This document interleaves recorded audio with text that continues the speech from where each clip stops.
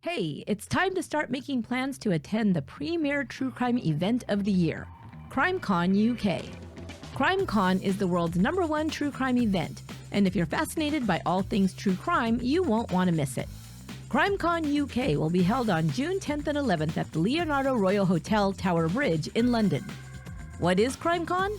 CrimeCon is part education, part advocacy, part discovery, and 100% fun when you attend with your true crime obsessed friends. Don't have true crime obsessed friends or family? No problem. You'll find your tribe at CrimeCon UK. Attendees say that CrimeCon was not only the best weekend of their entire year, but they left with a great experience and new friends. Over CrimeCon weekend, you'll get up close and personal with true crime experts, learn from advocates for justice, and rub elbows with true crime stars and celebs, like documentary filmmakers, investigators, and podcasters involved with some of the most talked about true crime cases today. In the breakout sessions, you will delve deeper into cases and hear real-life stories directly from survivors and victims' families. And you won't want to miss one of the most popular features of CrimeCon, Podcast Row, where you'll meet all your favorite true crime podcasters and YouTubers from around the world. I'll be there again to meet you all, and I can't wait. So get your tickets today and mark your calendars for June 10th and 11th in London. Go to crimecon.co.uk to get more information and register. Use my offer code ONCEUPON for discounted tickets. CrimeCon UK, the ultimate true crime event.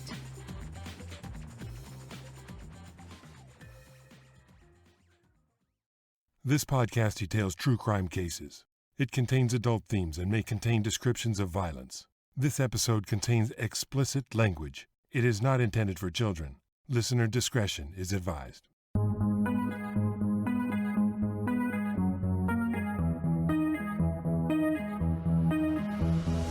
Thank you for joining me for today's episode of Once Upon a Crime. In this month's series, I'll share stories about some of the very few women sentenced to death. We'll explore what made their crime so abhorrent, discover the factors that led these women to kill, and determine what influenced the jury's decision to send them to death row. In this episode, you'll hear the story of one of only 3 women currently sitting on death row in Arizona. With 4 marriages behind her, a criminal record, and a history of childhood abuse and violence, the perpetrator developed extremist views fueled by conspiracy theories, which ultimately culminated in a crime that took the lives of 2 innocent people and forever changed that of a third. This is the story of Shawna Forde.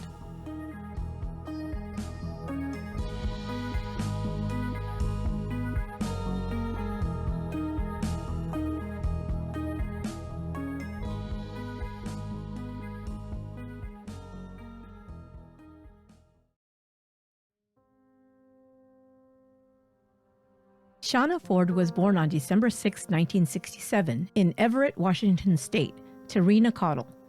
The family into which Shawna was born was already a large and complicated one. She was the 7th of 9 children born to 5 different fathers. Right from the start, the infant experienced a traumatic home life. Child Protective Services removed Shawna from her mother's care, but the baby was eventually returned to Rena. When the baby was just 10 months old, Rena gave Shawna to a relative to raise. Rena explained that her boyfriend didn't care to have the infant around. Sadly, an abusive and dysfunctional home environment was a generational pattern in Shawna's family tree. The relative who took in the 10-month-old baby had previously molested Rena as a child.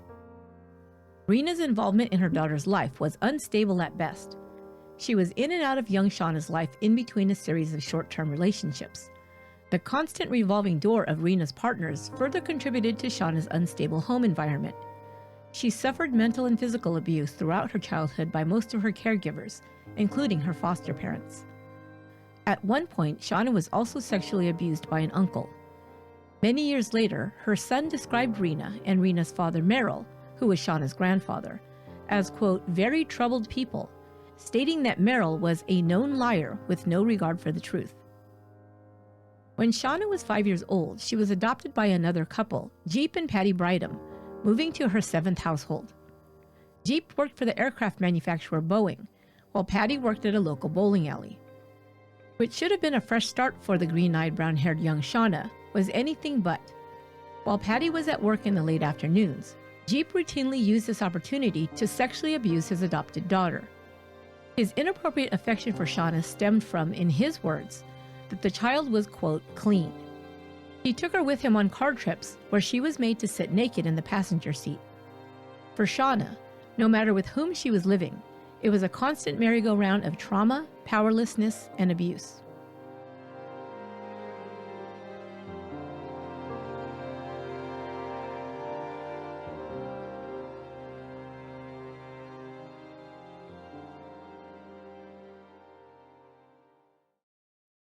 Never feeling safe or protected by the adults in her life, Shawna sought solace through drugs to escape her pain. At age 10, she began smoking pot and would soon progress to cocaine use and other illegal drugs. By the age of 11, Shawna was charged with her first felony. The antisocial role modeling Shawna had been exposed to resulted in behavioral issues and poor relationship and social skills. So perhaps it's no surprise that she became a juvenile offender, committing petty thefts and burglaries. One of her first crimes was stealing a diamond necklace, valued at several $1,000s from the home of a friend of her adopted mother, Patty. Before she reached her teen years, Shawna had been abandoned by her mother, Rena, several times, was constantly moved from one abusive home to another, and had been sexually abused by 2 men. The desperate preteen decided it was safer to fend for herself by living on the streets of Seattle, where she resorted to sex work to survive, despite its many risks. Shawna was well known to Snohomish County law enforcement, with juvenile convictions for felonies, prostitution, and other street crimes. By this time, she was also battling drug addiction, abusing benzodiazepines and narcotic pain relievers like Halcion, Darvocet, Valium, and Tylenol with codeine.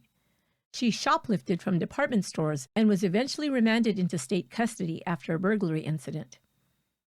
Shawna's abusive and chaotic childhood resulted in her developing a personality disorder with narcissistic tendencies, which would not be diagnosed until she reached adulthood.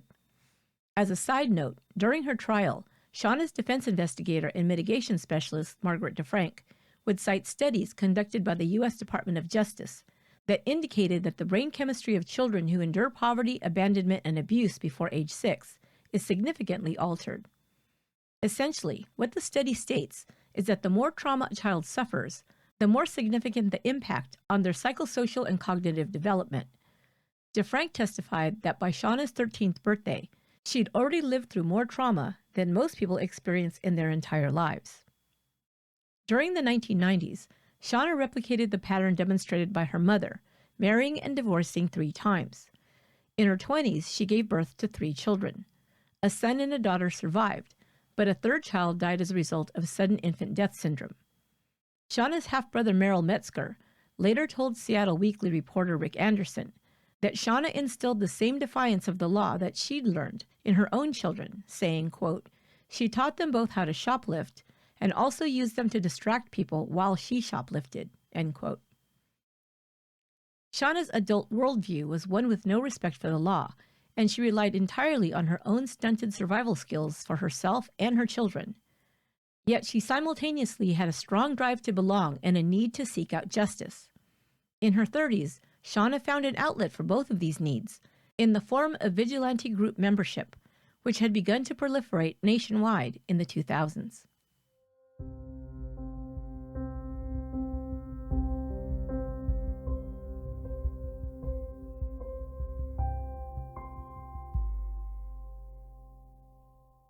Following the devastating terrorist attacks on the United States on September 11, 2001, the government, under the administration of President George W. Bush, increased border security in response to growing fears around undocumented immigrants. 2 years later, in 2003, amidst a raft of immigration reform, a new federal agency was established. The Department of Homeland Security incorporated the INS, U.S. Customs Service, and almost 20 other agencies. At the same time, President Bush's proposed temporary guest worker program, targeting non-U.S. citizens and those living in the country as undocumented immigrants, was met with strong opposition in Congress, which endorsed a plan to strengthen the U.S. Border Patrol. In 2004, the Intelligence Reform and Terrorism Prevention Act authorized 10,000 new border security agents, effectively doubling the patrol by 2010. This new legislation soon led to broader policy developments for the Department of Homeland Security and the Secure Border Initiative. By 2005, the U.S. Border Patrol had launched Operation Streamline with a range of hardline zero-tolerance policies focused specifically on the U.S.-Mexico border. These policies were solely designed to prosecute and deport undocumented immigrants through an expedited process with little to no room for appeal or recourse on U.S. soil. During this time, there was a renewed resurgence of U.S. nationalism, driven by fear and prejudice. Advocacy groups like No Mas Muerte, or No More Deaths, did their best to aid undocumented Mexican immigrants in their perilous journey by reducing the number of fatalities in the desert near the U.S.-Mexico border. But anti-immigration sentiment was quickly gaining momentum. The federal government's policies were all the justification militias, vigilantes, and white supremacist groups needed to begin renewed recruitment efforts for these nationalistic and racist sentiments. These groups experienced a sudden rise in popularity as like-minded individuals sought to band together against those they perceived as a threat to national security. One of these groups was called the Minuteman Project, a collective of over 1,000 volunteers. Minuteman members headed out into the desert in groups, stationing themselves along the southern U.S. border. They were on the lookout for Mexican nationals and other immigrants attempting to enter the U.S. illegally, acting as self-appointed eyes and ears for border authorities. In 2006, following the introduction of the Secure Fence Act, the U.S. government commenced construction of 650 miles of fencing along the border, a stark indicator of the changes which were afoot.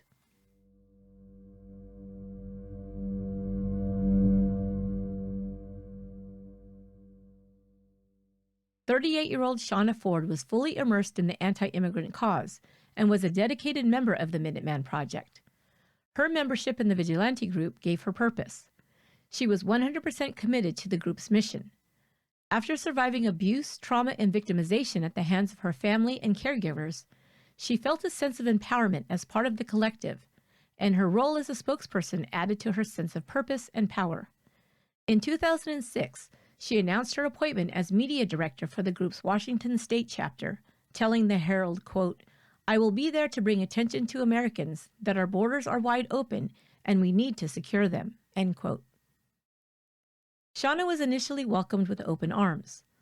Her enthusiasm and dedication to the cause were precisely the qualities that the Minuteman Project wanted and needed in their members, and her commitment was an excellent example of the zeal they wished to inspire in their members. Jim Gilchrist, head of the Minuteman Project, described Shawna as, quote, "a stoic struggler who has chosen to put country, community, and a yearning for a civilized society ahead of avarice and self-glorifying ego," end quote. At the same time, Shawna was running her own business, a beauty salon on Colby Avenue in downtown Everett. It seemed like things were finally looking up for the woman who had been searching for acceptance and belonging all her life. But in 2007, less than a year after joining the group, Shawna Forde was asked to leave. Her fellow members were beginning to question her honesty and integrity. The group's leaders started to sense that she was more trouble than she was worth. Forde demonstrated an inability to follow orders. In the end, she was considered too unstable to continue her association with the Minutemen, who distanced themselves from her. Once again, she was rejected and cast adrift. But Forde was no longer a frightened and vulnerable preteen on the streets of Seattle. Now she had experienced a sense of power and decided to double down on what she considered her righteous cause and true mission in life.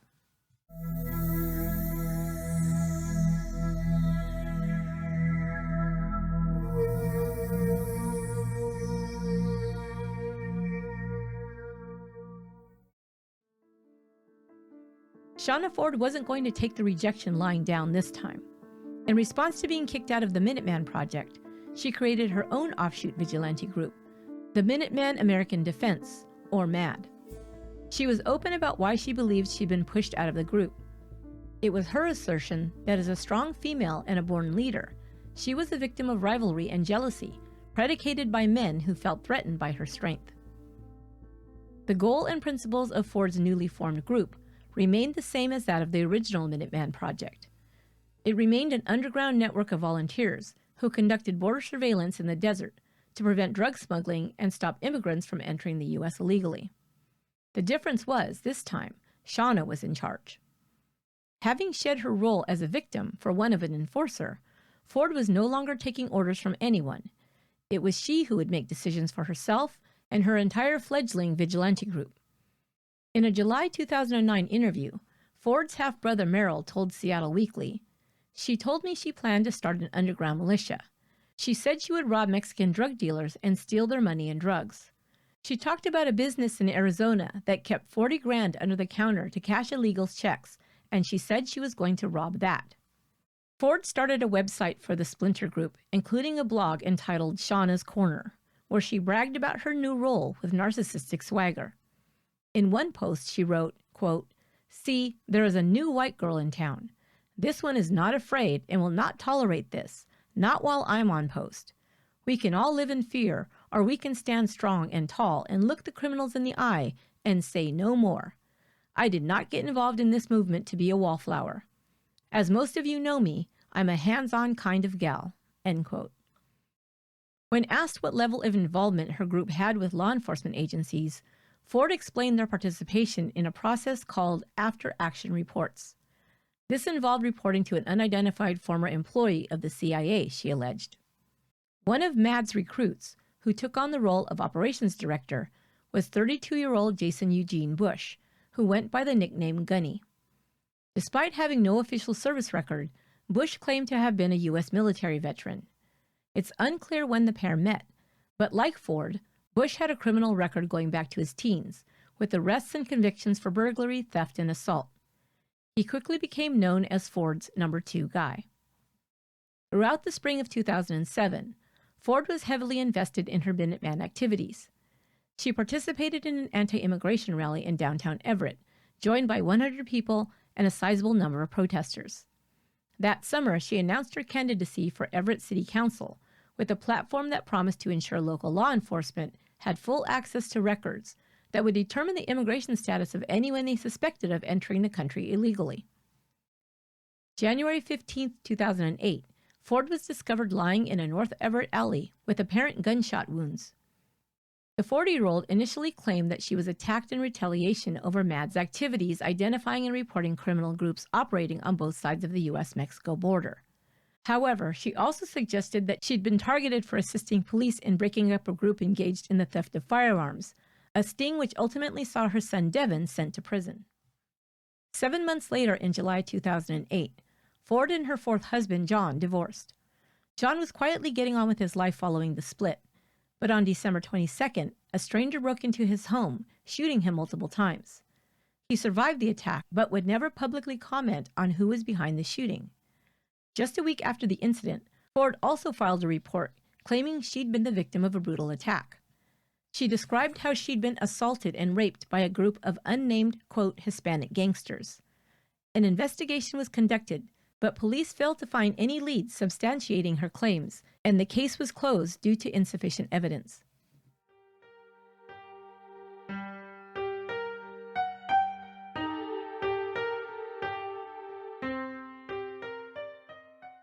Would you like to receive texts from Once Upon a Crime? You can opt in by texting OUAC to 408-676-1770. That's the letters OUAC to 408-676-1770. You'll receive texts alerting you to new episodes, special giveaways, true crime trivia, and more. The information is in the show notes, as well as on our website, truecrimepodcast.com. Text messaging is provided by TextSanity.com. Text message rates may apply. Forde continued to pour her time and energy into MAD, but their volunteer activities required capital they did not have. In the spring of 2009, she devised a new and criminal fundraising plan for the organization that now consisted of 14 members.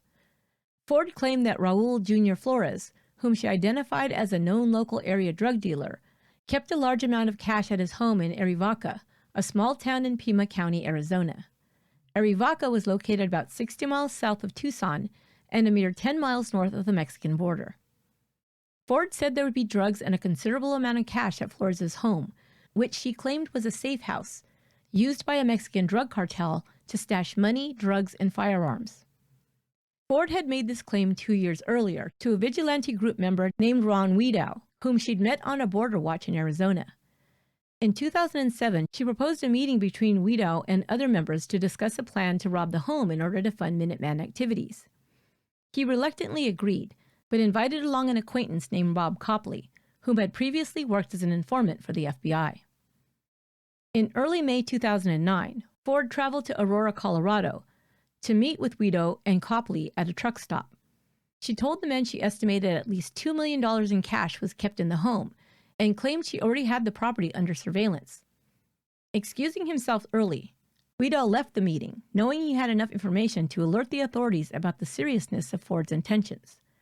While in town, she'd also used the opportunity to meet with other MAD members, hoping to recruit them specifically to help her carry out the robbery.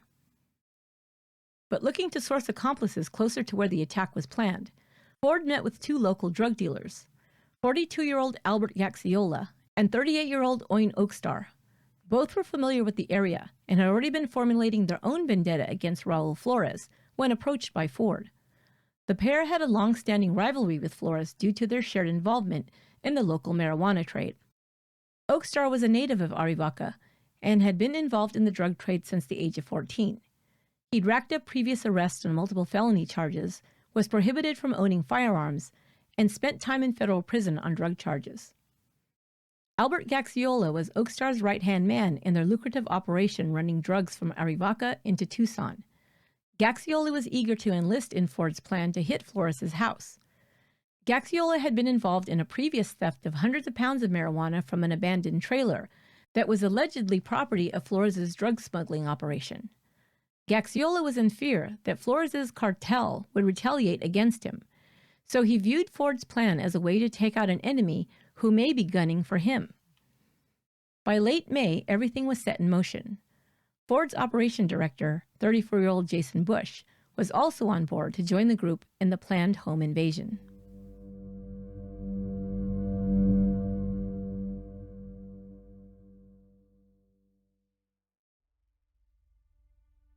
On the morning of May 29, 2009, Forde, Oakstar, and Jason Bush drove by the Flores' residence in Arivaca in their teal-colored Astro van on a preliminary reconnaissance mission. Raul's wife, 31-year-old Gina Gonzalez, and their 9-year-old daughter Brisenia were observed in the front yard. Gina would later tell police that she saw the teal van casing the neighborhood that morning. As Forde, Bush, and Gaxiola were readying themselves to return to the Flores' home that evening, Oakstar pulled out of the plan, claiming he was too drunk to participate. Despite the unanticipated setback, the group set off. They were dressed in camouflage gear, and Bush had blackened his face. It was past midnight and entering into the early morning hours of May 30th. Forde approached the Flores' residence and abruptly banged on the front door. She began shouting, awakening the family inside. Flores came to the door, and Forde pushed her way inside, brandishing a gun. Gina Flores was seated on the couch next to her sleeping daughter, Brisenia. Forde ordered Flores to sit on the couch as well. The three armed strangers who'd entered their home in military-type clothing claimed to be law enforcement looking for fugitives who had escaped from custody. Raul Flores demanded to know what was happening, but Jason Bush replied, "Don't take this personally, but this bullet has your name on it." Flores jumped to his feet and lunged at Bush in an attempt to defend himself and his family. Bush fired his weapon, hitting Flores, and then turned the gun on his wife, shooting her twice. Gina Flores fell to the floor, but was still alive. Her survival instinct kicked in quickly, and she decided the best chance she had to stay alive was to play dead. She prayed that the intruders would leave and the nightmare would soon end. Raul Flores, also still alive, shouted at Bush to stop, but was shot again by his assailant and was killed instantly. Despite the carnage that had just unfolded in front of her, Forde didn't protest or intervene. This would be used as evidence later by the prosecution that the group had been intent on violence and not just robbery. The terrified child had woken and witnessed both of her parents shot in front of her. As she cried and shook with fear still on the couch, Forde called out to Gaxiola that the coast was clear. After he entered the house, Forde left the living room to rummage through the couple's bedroom. Brisenia, still trying to make sense of the nightmare that had unfolded in front of her, asked Jason Bush, "Why did you shoot my dad?" Bush replied, "Everything is going to be okay. Nobody will hurt you." This couldn't have been further from the truth, as evidenced by Bush's next actions. He reloaded his gun, and while Brisenia pleaded, "Please, don't shoot me," he pointed the weapon at the 9-year-old, and as callously as he dispensed with her father, shot Brisenia twice, killing her. Forde rushed back into the living room, not in response to hearing more gunshots, but to inform her accomplices to flee. Gina was still alive, frozen on the floor. Immediately after the intruders fled the scene, she dialed 911. But to her horror, Forde suddenly ran back into the home to retrieve a gun that had been left behind. Discovering Gina alive, Forde ran outside and reported this, shouting at the men to, quote, "finish her off." In the 911 recording, later used as evidence in court, gunshots can be heard as Gina attempts to defend herself. Bush and Gaxiola re-entered the house, and Gina desperately tells the dispatcher, "They're coming back in! They're coming back in!" Bush had begun shooting at Gina, who had retrieved her husband's handgun, and now returned fire, screaming, "Get the fuck out of here! Get the fuck out of here!" A bullet struck Bush, who now made a hasty retreat. The trio regrouped at Albert Gaxiola's place. Gaxiola was given the assignment of returning to Flores' neighborhood to report if there was any response from the police. After arriving, he texted Forde, telling her cops were on the scene and warning her to keep a low profile. She responded to this text while tending to Bush's gunshot wounds. Now with little to do but wait it out, Forde next texted her daughter saying, "Whatever goes down, I'm in deep now. I love you, make me proud, and do something good with your life."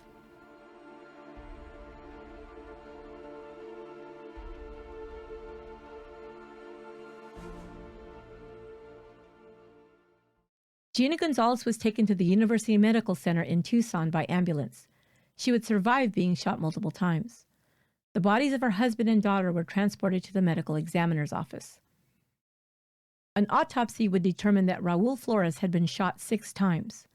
Brisenia had been shot execution style, with 2 gunshots to the head.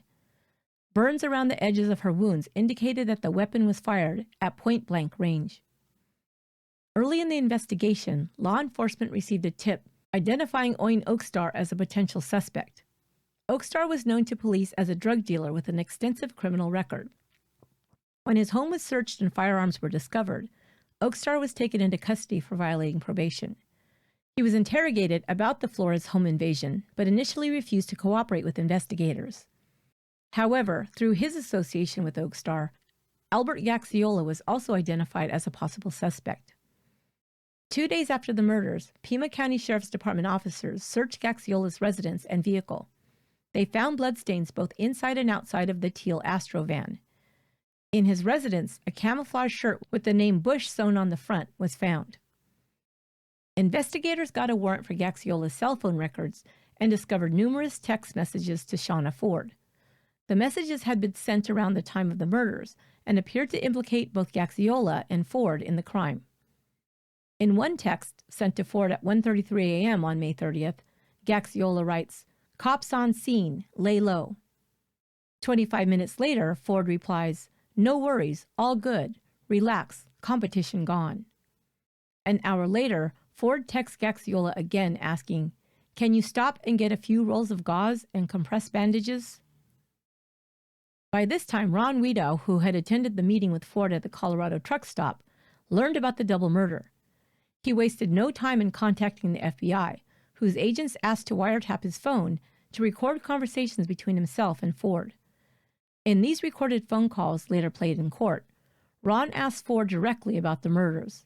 She flatly denies involvement, stating, "I don't know shit about that. If the cops want to talk to me, they can call me." Forde didn't implicate herself in the murders during her calls with Wiedow, but she admits to having carried out a few, quote, operations. She also let it slip that a buddy had taken 2 bullets in the leg on a recent mission. Investigators continued surveillance on their suspects, and on the afternoon of June 10, 2009, Detective Christopher Hogan finally learned the whereabouts of Shawna Forde. Albert Gaxiola and his girlfriend, Gina Moraga, visited Forde, who was staying in a North Tucson area motel. Officers began tailing her as well. The following day, Forde was followed as she drove to meet Gaxiola and Moraga at a home in Tucson. She was arrested by awaiting officers later that day at the motel. After seizing her cell phone, Detectives used it to text Gaxiola, asking him to meet her at a McDonald's near the motel. When Gaxiola arrived, he too was arrested. Officers searched Forde's vehicle and found jewelry that had been stolen from Gina Gonzalez during the home invasion. Shawna denied involvement in the murders. She claimed she'd been in Tucson or California on the night in question. When asked about Jason Bush, she told police that he was a, quote, stand-up guy, but denied being in contact with him recently.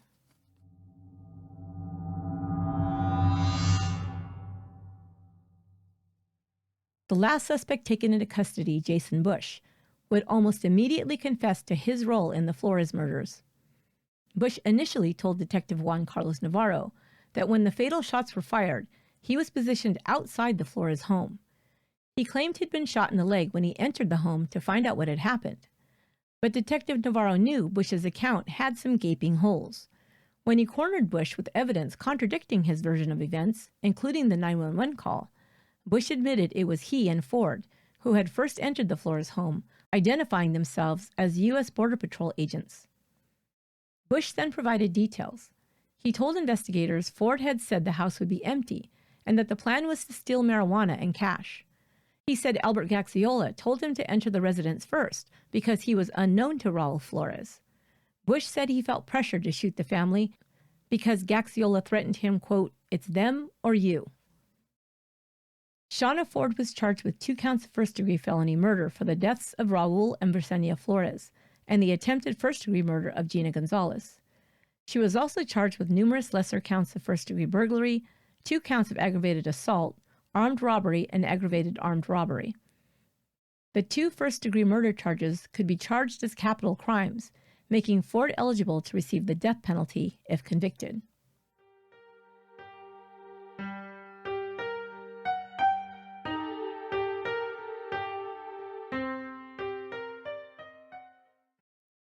Forde's trial finally began 18 months later on Thursday, January 25, 2011, in Pima County Superior Court. Judge John Leonardo presided. Prosecutor Rick Unklesby presented a compelling case against Forde. Ron Wiedau and his friend Bob Copley provided testimony about their meeting with the defendant in May of 2009. They both testified that Forde had solicited their help for a planned home invasion in Arivaca. A rough map drawn by Forde and provided to them was entered into evidence. It detailed the locations of homes Forde and her group were targeting for planned robberies, including the Flores residence. Scott Walton, a DNA analyst, testified that Shawna's DNA profile matched a partial DNA profile generated from a silver ring found in her purse when she was arrested. The ring was identified as the property of Gina Gonzalez. Text messages exchanged with Albert Gaxiola only further implicated Forde. The most damning one was a message sent just an hour after the murders, in which Gaxiola warns Forde to lay low, and she responds, all good. The prosecution's most powerful and compelling witness was Gina Gonzalez. She pointed to Shawna Forde in court, identifying her as the woman who entered her home and oversaw the murder of her husband and child. She described how, as she dialed 911, Forde re-entered the house, and seeing that she had survived, ran to order her assassins to finish her off. In his closing arguments, Unklesby emphasized Forde's responsibility for the murder, stating, quote, she didn't put a gun to Briseña's head, but she was the one in charge. She's the one who planned the events. She's the one who recruited people to do this. Because of that, you must hold her accountable. The defense's strategy was to claim Forde hadn't been present when Raul Flores and his daughter were killed. Shawna's defense team told the jury that because Forde hadn't physically pulled the trigger, a verdict of not guilty was the only appropriate decision. Forde's history of childhood abuse and neglect was detailed for the court. Special defense investigator Margaret DeFrank described how the trauma Forde had experienced early in life left indelible scars on her psychological development, resulting in irreversible mental health issues. It was argued that this had resulted in Forde developing a fear of immigrants, associating them with terrorism, and a belief that they posed a real physical threat to her safety and the safety of all American citizens. The defense told the jury it was this irrational fear, born out of a life of abuse, that led the defendant to come up with her half-baked plan to rob immigrants, people she viewed as dangerous criminals, intent on destroying her country. They tried to make a case for Forde's, quote, good intentions, reminding the jury that it had been her plan to use the proceeds to fund her Minuteman group in order to stop dangerous people from entering the U.S. illegally. Kind of a racist Robin Hood, I guess. In conclusion, they stated that it was Forde's mental state, and not racism or hate, that kept their client from expressing remorse or offering an apology regarding the murders of Raul and Brisenia Flores as a result of her actions.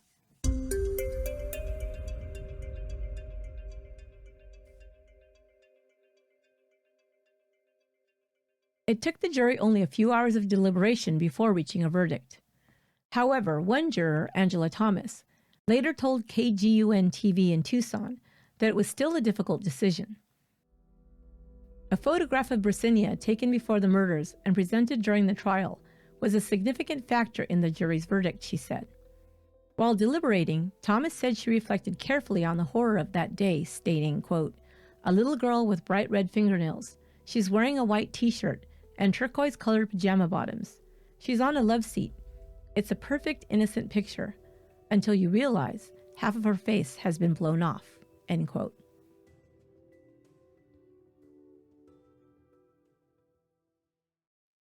On February 14, 2011, Shawna Forde was convicted of all 8 charges against her, including 2 counts of capital murder. The jury listed 3 aggravating circumstances for Raul's murder and 4 for Brisenia's in their decision. Shawna Forde's attorney, Eric Larson, argued against the death penalty, citing, quote, "mitigating circumstances sufficiently substantial to call for leniency." These factors included that Forde was, quote, "at best, a minor participant in the murders." They claimed that she was manipulated by Albert Gaxiola and Oin Oakstar, who'd used their client's scheme to rob the victims as an excuse to commit murder for their own benefit. They also cited Shawna's troubled childhood, sexual and physical abuse, abandonment, and neuropsychological impairment stemming from a stroke she'd suffered in 1996 as additional mitigating factors. The verdict and sentence were delivered together. For each count of murder, the jury decided for death. For the non-capital convictions, Forde received an additional 75 years. The jury's recommendation of the death penalty was as a result of Forde's, quote, "intention that the killing take place," and also that she was a major participant in the robbery or burglary and was recklessly indifferent regarding human life, end quote. Forde showed no emotion as she learned her fate. Judge John Leonardo ruled that the method of execution would be lethal injection.